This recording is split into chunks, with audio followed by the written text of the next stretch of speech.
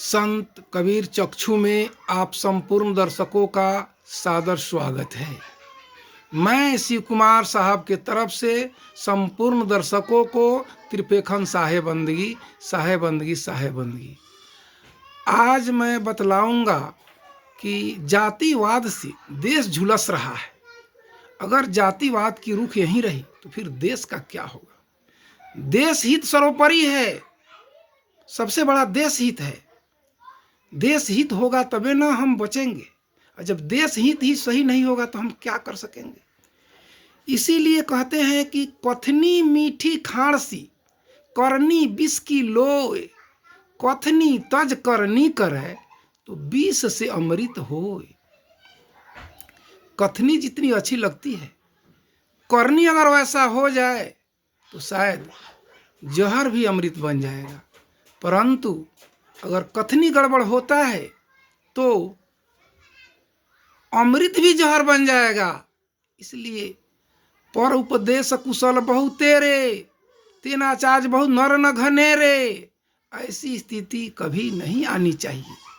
अगर ऐसा आता है तो उसमें जातिवाद का बू बोल रहा है।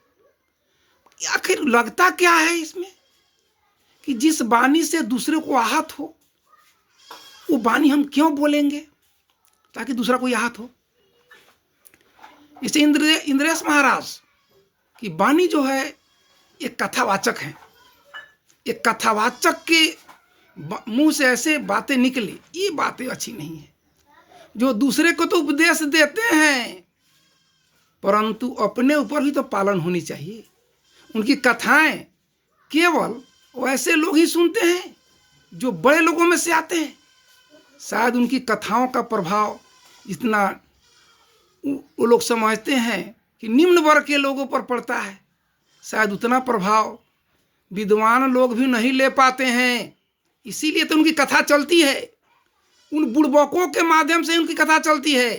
अगर ज्ञानी लोग होते तो शायद इंद्रदेश महाराज का कथा वाचन बंद हो गया होता। ज्ञानी लोग अगर होते तो उनकी कथा को बंद कर दिए रहते कब तक। ये कथावाचक के मुंह से ऐसी वाणी शोभा नहीं देती है जिसकी वाणी से किसी को आहत मिले। और ऐसी काम इंद्रेश महाराज किए हैं जो नहीं करना चाहिए। अपने ऊपर संयम बरतनी चाहिए। हम कैसी वाणी बोलें ताकि सभी को अच्छा लगे। परंतु दुख होता है ऐसे कथावाचकों से जो दूसरे को उपदेश दिया करते हैं, परंतु अपना क्या है, आप क्या हैं, आप कहाँ तक आपकी शिक्षा है, कहाँ तक पढ़े लिखे हैं, इस पर कभी नहीं सोचते हैं। अगर का ज्ञानी का मूर्खा दोनों एक समान, ज्ञानी और मूर्ख में कोई फर्क नहीं रह जाता है जब दोनों एक ही राह से चलते हैं। अरे अज्ञानी तो भला अज्ञानता का कार्य करते ही हैं, परंतु जो लोग अपने आप को ज्ञानी समझ बैठे हैं, अपने आप को कथावाचक समझ बैठे हैं, क्या उनको ऐसी वाणी बोलनी चाहिए कि जादवों का कोई इतिहास नहीं है। जादव तो उसी समय मर मिटे जब कृष्ण अपने वंशजों के साथ ले डूबे। ऐसी बात कहना, अब जादव रह ही कहाँ गए हैं।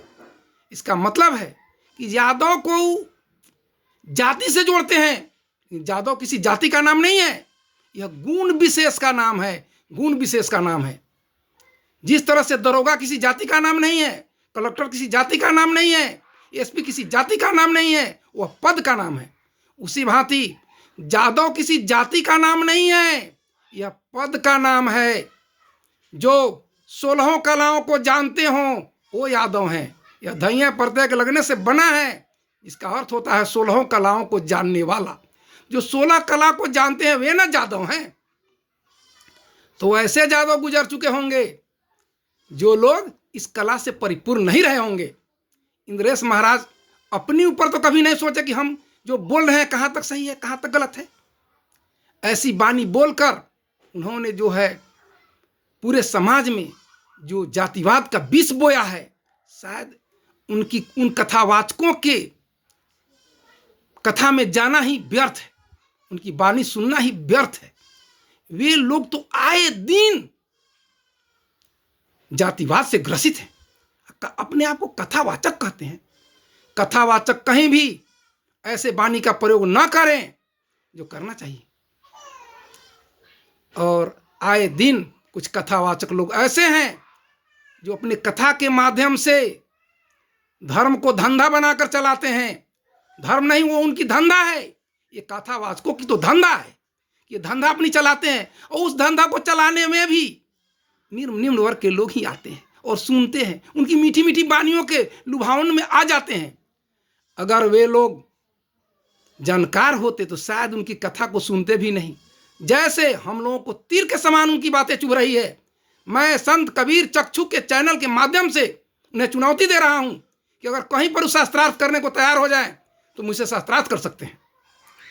शास्त्रार्थ करें मुझसे कि किस बिंदु पर जादवों को इस तरह से उन्होंने कहा है, कहां पर चैलेंज रखना चाहते हैं इंद्रेश महाराज। शास्त्रार्थ करें, किस विषय में ज्यादा जानते हैं, कितने भाषाओं की जानकार हैं, कितनी भाषा की जानकारी उनके पास है। हम लोग इस तरह का डिंग नहीं हाँकते हैं, डिंग हाँकने का काम हम लोग नहीं करते हैं। वे लोग डिंग हाँकते हैं, झूठ बोलते हैं, झूठ बोलना उनका धंधा है। इसलिए धर्म को धंधा बना लेना, ये झूठ बोलना, ये तो महापाप है, महापाप है। जिसका आप अन्न खाते हैं, जिसके घुरे बैठते हैं उसी को दागते हैं, जिस घुरे बैठे हुए हैं उसी को दागते हैं। तभी तो बातें आती है कि दूसरे की मां मर गई तो रोना धोना झूठ, अपनी मां मर गई तो रोते छाती पीट। यानी कि दूसरे की जब मां मर जाती है तो हम लोग कहते हैं आह बउआ काहे के लिए रो रहे हैं। अरे रोना धोना सब झूठ ना है, जो चला जाता है वो आता थोड़े है। परंतु वह बात अपने ऊपर भी तो लागू होती है, वो बात अपने ऊपर भी लागू होती है कि हमें भी जो है अपनी माँ मर गई तो हंसते हंसते कहनी चाहिए कि मेरी माँ स्वर्ग सिधार गई है, मेरी माँ को स्वर्ग हुई है, इसलिए मैं हंस रहा हूं। परंतु अपनी माँ जब मर जाती है तो आंसू बहाते और छाती पीटते जान जाती है और दूसरे के ऊपर उपदेश लागू होता है। उसी भांति इंद्रेश महाराज दूसरे को तो उपदेश देते हैं परंतु कथा बाजते हैं। ये कथा बिल्कुल ढोंगी और नकली है। इनसे सारी जनता सावधान हो जाए, क्योंकि ऐसे ऐसे कथावाचकों को दूर कर भगा दें ताकि उन्हें पता चले कि हाँ हम जिस चीज को बोल गए हैं और वो वैसी शुद्धता को, यादव का अर्थ जानते नहीं है शायद कि यादव का अर्थ क्या होता है। भगवान कृष्ण आए, 16 कला को लेकर के आए, 16 कला को जानने वाले यादव हैं। गोवार उसे कहते हैं जो इसकी संपूर्ण इंद्रिया अपनी बस में है, वो ग्वार हैं।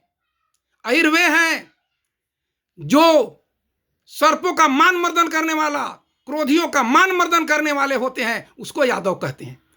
और आपने यादव का अर्थ क्या लगा लिया है, क्या समझ रखा है कि आपने इस तरह से कहा। इसी पर हम कहते हैं कि ऐसी बानी बोलिए कि मन का आपा खोए, अपना तन शीतल करे औरन को सुख होए। क्या उनको ये बात अच्छी शोभा देती है? ये कथावाचक है कि नकली कथावाचक है? शास्त्र का ज्ञान तो है नहीं, पैसा कमाना धंधा बन गया, पैसा हो गया, पैसा बन गया। ये तो लोगों को आप लूट रहे हैं, जिसको लूट रहे हैं उसी को जौहर बो रहे हैं, उसी को जौहर दे रहे हैं।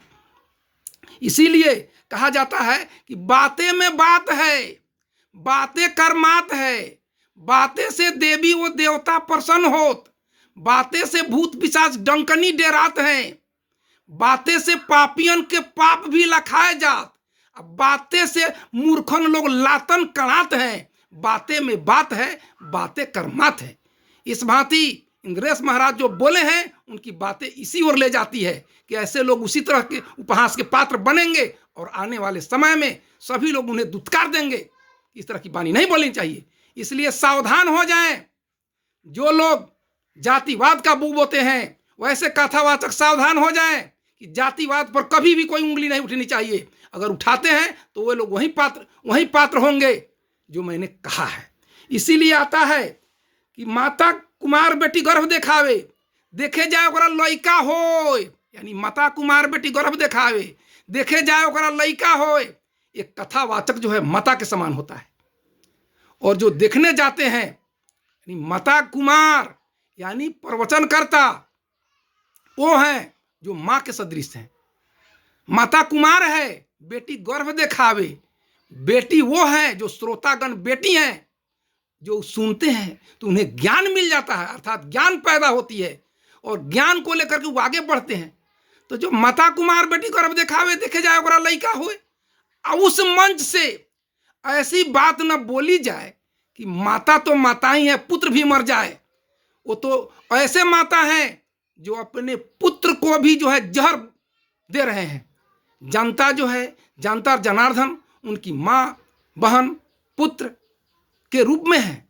अब वैसे वैसे लोगों को आप गलत झूठी मुठ की कथा सुना करके ठगते हैं, धर्म को धंधा बनाए हुए हैं, लूटते हैं। जिसको लूट रहे हैं उसी को नीच दिखा रहे हैं। शायद शास्त्र अगर पढ़े होते, मधुर वचन ते जात मिटी उत्तम जन अभिमान। मधुर वचन बोलने से वो स्थिति होती है जैसे दूध में थोड़ा सा, गर्म दूध में, उफनते दूध में थोड़ा सा जल डाल देते हैं तो वह नीचे की ओर चली जाती है। उस भांति हमारे कथावाचक को होनी चाहिए। जो ही बोले मधुरता पूर्वक हो, चाहे राम कथा कहें या कृष्ण कथा कहें या भागवत कथा कहें। भागवत कथा कह रहे हैं, कृष्ण की कथा कह रहे हैं और कह रहे हैं कि जादव है, ये नहीं है। ये क्या तमाशा है? जादवों से पैसा ऐंठ रहे हैं, जादवों से पैसा लूट रहे हैं, परंतु उसे कह रहे हैं कि ये लोग है, ये नहीं है। वाह, क्या तमाशा है! इस तरह से यदि कथावाचक लोग बने, भागवत कथा कह रहे हैं और उस भागवत कथा जिस व्यक्ति के पूर्वजों की आप कथा कह रहे हैं उसी की शिकायत भी कर रहे हैं, जिसके नाम पर आपका भोजन चल रहा है, जिसके नाम पर आपकी गद्दी कायम है, जिसके नाम से आप जो है आज तक लोगों को लूटते आ रहे हैं। भला ये कौन सी नीति है, कौन सी न्याय है? क्या इंद्रेश जैसे महाराज जैसे लोगों की कथावाचक सुनना हम लोगों के लिए सही है? अगर कोई भी ज्ञानी मूर्ति उनकी कथा को सुनने नहीं जाएंगे, इसलिए कुछ जानना है कि नकली लोग हैं, लूटने वाले लोग हैं, ऐठने वाले लोग हैं। इनकी बात में मधुरता है ही नहीं। जबकि एक जगह बोलते हैं ये बात सही है, एक जगह बोलते हैं दूगो दूगो चार गो, एक जगह बोलते हैं दूगो दूगो पाँच गो, एक जगह बोलते हैं दूगो दूगो सात गो। जो व्यक्ति ऐसा बोल रहा है उसकी वाणी का कोई ठिकाना है कि हम क्या बोल रहे हैं, क्या नहीं बोल रहे हैं, कहाँ क्या कहना चाहिए, कहाँ क्या नहीं कहना चाहिए? मैं क्या कहूँ, मेरी तो स्वास्थ्य खराब है, इसलिए मैं अपने चैनल के माध्यम से भी कुछ डालने में भी असमर्थ हो रहा हूँ। परंतु ऐसी ऐसी बातों को सुनने के बाद कुछ लोग कह रहे हैं कि साहब आप कुछ नहीं कह रहे हैं। हम कहें मैं क्या कहूँ, मुझे तो एक एक शब्द बोलते समय लगता है कि मैं कैसी वाणी रखूं जो दूसरे को आहत नहीं पहुंचाए। जैसे संत कबीर कहते हैं कि वाणी को पर संयम रखे, और कहा भी जाता है कि क्रोध तुम्हारा प्रबल शत्रु हो, बसा तुम्हारे घर में, हो सकते हो उसे जीतकर विजयी तुम जग भर में। इसलिए एक कथावाचक में क्रोध पैदा हो जाए तो क्या ये अच्छी बात है? आया जाए, देखा जाए। आज लोग कहते हैं, क्यों कह रहे हैं लोग इस बात को? आज इस बात को लोग कहते हैं और चिढ़ाते भी हैं कि 30 डेंग तिरिया से बच के 100 कदम मतवाला से अनगिनत डेंग बचिए कायत कंठी माला से। यानी कि आप अनगिनत डेंग आपसे बचने के लिए आपके ही जैसे लोगों को से 1000 डेंग बच करके रहना चाहिए, देश निकल करके रहना चाहिए। जैसे जैसे इंद्रेश महाराज बोल रहे हैं वैसे ही लोगों को लोग कहा है कि ऐसे लोगों से बहुत बच करके रहिए। तो मैं भी कहूँगा कि ऐसे लोगों से बहुत बच कर रहने की जरूरत है। ऐसे कथावाचकों की जरूरत ही नहीं है हमारे समाज में, जो समाज में गंध फैलाते हों, दुर्गंध फैलाते हों। वैसे लोगों को की कथा वाचना क्या यह सही है? कह रहे हैं श्री भागवत कथा कहते हैं, शिव पुराण की कथा कहते हैं। आज आए दिन समाज में जितने प्रतिष्ठित लोग हैं वे लोग आज संत समाज से भी क्यों घृणा करने लगे हैं? इसलिए साधु बन के नाम कमाया रे, साधु बन के नाम कमाया। एक दिन साधु रावण भइले, सीता हरण करी लाया रे, साधु बन के नाम कमाया।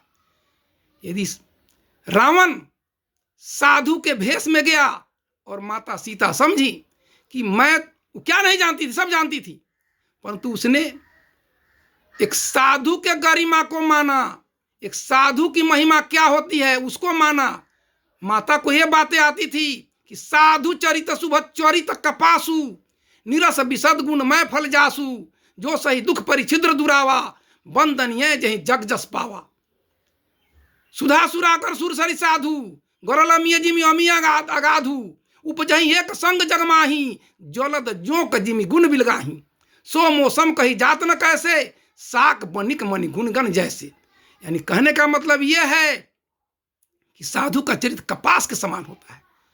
जो बहुत सारे कष्टों को सह कर करके क्या करता है, वस्त्र बनता है, उसकी धागा बनती है, धागा से वस्त्र बनता है, वस्त्र को काट काट करके दर्जी हमारे वस्त्र सी देते हैं और उसको हम लोग पहन लेते हैं, तब ना हम लोग का शरीर ढकाया है। तो संत का ऐसा गुण होना चाहिए, एक कथावाचक में ऐसी गुण होनी चाहिए जो किसी को बुरा न अच्छा लगे तो बुरा भी ना लगे। लेकिन इन्होंने जो कहा है कि जादव का इतिहास ही नहीं है, आहा क्या, जिससे आप जी रहे हैं, जिसके दरवाजे पर बैठे हुए हैं उसी को गाली दे रहे हैं, ये क्या है? ऐसी बानी बोलिए मन का आपा खोए, अपना तन शीतल करे औरन को सुख होए। बानी ऐसी नहीं होनी चाहिए। इसीलिए मैं कह रहा हूं कि ऐसे कथावाचक जिनकी बानी पर संयम न हो, बानी से जातिवाद का बू बोलती हो, वो कथा कहना ही बंद करें, वो कथा कहना बंद करें, क्योंकि ये धर्म का धंधा उनका चलेगा नहीं। आने वाले समय में आज उन लोगों का देन है, आज वैसे ही कथावाचक, किसी कथावाचक पर जो है रेप का केस चल रहा है, कोई सबसे बड़े कथावाचक जेलों में बंद हैं। क्यों? कि चरित्र नीचा था। चरित्र अगर उनका ऊंचा होता तो आज जेल में बंद नहीं होते, जेल के सलाखों के अंदर नहीं होते। जिससे ऐसे ऐसे लोग निकले जिन्हें लोग आज खुलेआम तौर पर कह रहे हैं कि ये जो है बलात्कारी बाबा हैं। आजकल बाबाओं को लोग बलात्कारी करना शुरू कर दिया। क्यों? ऐसे ही ऐसे चरित्रहीन लोगों के चलते, जो लोग चरित्रहीन हैं उन्हीं चरित्रहीन लोगों के चलते आज संत समाज पर भी जो है उंगली उठ रही है। आज संत समाज को भी, आज साधु का भी अनादर हो रहा है, सही साधु का अनादर हो रहा है। ऐसे अनादर करवाने वाले कौन हैं? इंद्रेश महाराज जैसे लोग हैं, जो ऐसे लोगों की ही महिमा को ले डूबेंगे। ऐसे ऐसे लोग इस प्रकार बोल जाते हैं ताकि वह जहर जो है फैल जाती है, और उस जहर का नतीजा होता है कि ऐसे ऐसे लोग उसके विरोध में उतर जाते हैं। तो ऐसी बानी न बोलिए जिससे कि जो है किसी को कष्ट हो, किसी को दुख हो, और ऐसी बानी से सावधान हो जाएं। जो भी कथावाचक हो, जो भी भागवत कथावाचक हैं, उनका दुकान चल रहा है तो इन जादवों के चलते दुकान चल रहा है। अगर ये जादव समाज आज भी उतर जाए तो इनका दुकान बंद हो जाएगा। ये कथावाचक नहीं रह जाएंगे, ये जेलवाचक बन जाएंगे। ये जेलों के अंदर और सलाखों के अंदर रहेंगे, ये सलाह के अंदर फूलेंगे। जैसे आज भी बहुत बड़े अपने आप को कथावाचक कहने वाले आए दिन पटना में प्रोग्राम, दिल्ली में प्रोग्राम, बॉम्बे में प्रोग्राम देने वाले कथावाचक लोग, लाखों के भीड़ जुटाने वाले कथावाचक लोग, अगर उनका चरित्र ऊंचा होता तो जेल के सलाखों के अंदर हवा नहीं खाते रहते। आज जेल के अंदर नहीं होते। यही बानी है, यही संयम बानी नहीं है। उनकी जो है बानी में संयम तो है ही नहीं, तो भला कष्ट क्यों नहीं भोगेंगे? कष्ट के भागी तो है ही हैं। इतना ही बातों के साथ मैं कह रहा हूं कि सभी कथावाचक सावधान हो जाएं। उन कथा वाचते हैं, कोई बात नहीं है, किसी भी कथा में ज्ञान मिलती है, लेकिन उस ज्ञान को छुपा लेते हैं ये लोग। अज्ञानता का कूट कूट करके सभी के कानों में भर देते हैं। ज्ञान से तो उनको तो ज्ञान स्वतः नहीं है। अगर उनके पास ज्ञान होता, इसीलिए तो मैं पहले ही कहा हूं, का ज्ञानी क्या मूर्खा, दोनों एक समान। उस मूर्ख में और इंद्रेश महाराज में कोई फर्क नहीं है। एक मूर्ख तो उपसराह पर चलवे करता है, एक ज्ञानी भी अगर उसी मार्ग से चलने तो बहुत दुख की बात है, बहुत दुख की बात है। कथावाचक लोग अगर इस तरह की बात बोलते हैं तो ये दुख की बात है, दुख की बात है। वे लोग कहीं के नहीं हैं। इसलिए वैसे कथावाचकों की सुननी ही नहीं चाहिए। उनका हर हमेशा हर तरह का विरोध होना चाहिए। आज यहाँ बोल रहे हैं कुछ और, वहां बोल गए कुछ और, वहां कह गए कुछ और, वहां कह गए कुछ और, ये क्या है? इसलिए चाहिए कि दुआएगंज उल्लास के सखून में मोहम्मद साहब क्या कहते हैं, जरा इसको भी तो सुना जाए। दुआएगंज उल्लास के सखून में मोहम्मद साहब कहते हैं कि मंदिर को तोड़ दो, मस्जिद को तोड़ दो तो कुछ भी नहीं मुज्जक्का है।